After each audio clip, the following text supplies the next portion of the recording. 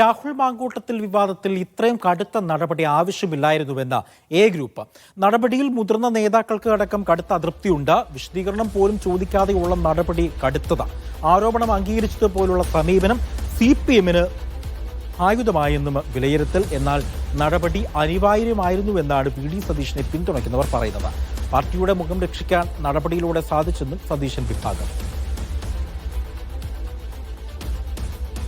രാഹുൽ മാങ്കൂട്ടത്തിനെതിരായ ആരോപണങ്ങളിൽ അന്വേഷണം നടക്കുന്നതിന് മുൻപ് വിധി കൽപ്പിക്കേണ്ടെന്ന് കെ മുരളീധരൻ. പാർട്ടിയിൽ നിന്ന് സസ്പെൻഡ് ചെയ്ത ഉചിതമായ തീരുമാനമാണ്. രാഹുലിന് നിയമസഭയിൽ പങ്കെടുക്കാം. നിലവിലുള്ള തീരുമാനത്തിൽ നിന്നും പിന്നോട്ട് പോകേണ്ടതില്ല എന്നും മുരളീധരൻ.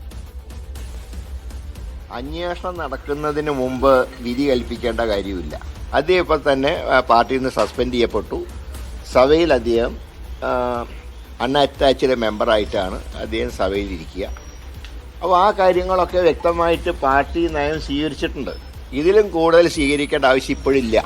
ഇപ്പോൾ ഈ എടുത്ത നിലപാടിൽ നിന്ന് ഒരു ഇഞ്ച് പോലും പിന്നോട്ട് പോകേണ്ട ആവശ്യം പാർട്ടിക്കില്ല. KR സാജുവിന്റെ വിവരങ്ങൾ നൽകാനായി. KR സാജു, നോക്കൂ, കോൺഗ്രസിനുള്ളിൽ ഒരു ഭിന്ന അഭിപ്രായം AI ഗ്രൂപ്പ് വിഭാഗങ്ങളുടെ ഭാഗത്തു നിന്നും ഈ മാങ്കൂട്ടത്തിൽ വിഷയവുമായി ബന്ധപ്പെട്ടുണ്ട്. അപ്പോൾ അതിൽ മുരളീധരന്റെ പരാമർശമാണ് എടുത്തു പറയേണ്ടത്. മുരളീധരൻ പറഞ്ഞത് മുൻവിധിയുടെ ആവശ്യമില്ല, നിയമസഭാ സമ്മേളനത്തിലടക്കം പങ്കെടുക്കാം എന്ന തരത്തിലാണ് മുരളീധരൻ പറയുന്നത്. എങ്ങനെയാണ് കോൺഗ്രസിനുള്ളിൽ ഈ വിവാദം ഇപ്പോഴും ആളി കത്തുകയാണോ? അതുമായി ബന്ധപ്പെട്ടുള്ള കൂടുതൽ വിവരങ്ങൾ. അജി, എ ഗ്രൂപ്പിന് ഇക്കാര്യത്തിൽ മുതിർന്ന നേതാക്കൾക്കടക്കം, ആ ഗ്രൂപ്പിലെ മുതിർന്ന നേതാക്കൾക്കടക്കം ഒരു കൃത്യമായ നിലപാടുണ്ട്. അവർ പറയുന്ന സസ്പെൻഷൻ പോലുള്ള കടുത്ത നടപടികൾ ആവശ്യമില്ലായിരുന്നു. കാരണം രേഖാമൂലമുള്ള ഒരു പരാതിയും ഉണ്ടായിരുന്നില്ല.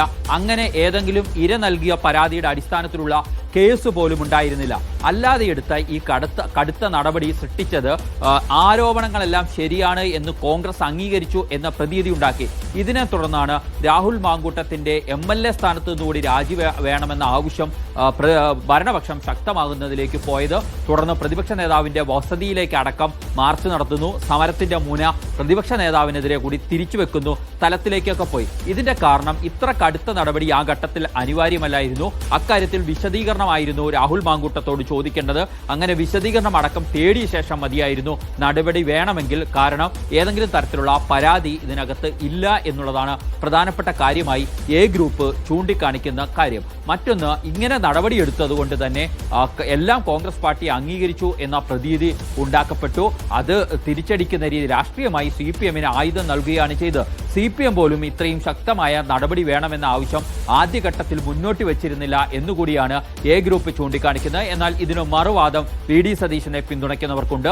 അവർ പറയുന്ന ഒരു പ്രധാനപ്പെട്ട കാര്യം, പാർട്ടി വല്ലാത്ത പ്രതിസന്ധിയിലേക്ക് പോവുകയായിരുന്നു. തദ്ദേശ നിയമസഭാ തെരഞ്ഞെടുപ്പുകൾ വരാനിരിക്കെയാണ്. അപ്പോൾ ഒരു മാതൃകാപരമായ നടപടി ആരോപണങ്ങളുടെ മേൽ ഉണ്ടാവേണ്ടതുണ്ടായിരുന്നു.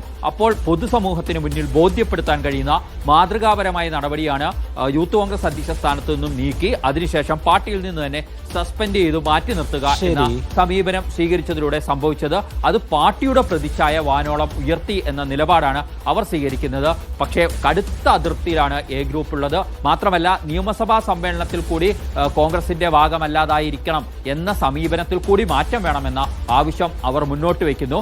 അതിനെ എ ഗ്രൂപ്പ് മാത്രമല്ല മറ്റു ചില പ്രധാനപ്പെട്ട നേതാക്കൾ കൂടി പിന്തുണയ്ക്കുന്നുണ്ട്. നേരത്തെ അടൂർ പ്രകാശും അതുപോലെ വാർത്തയുടെ വിവരങ്ങൾ നൽകിയത്.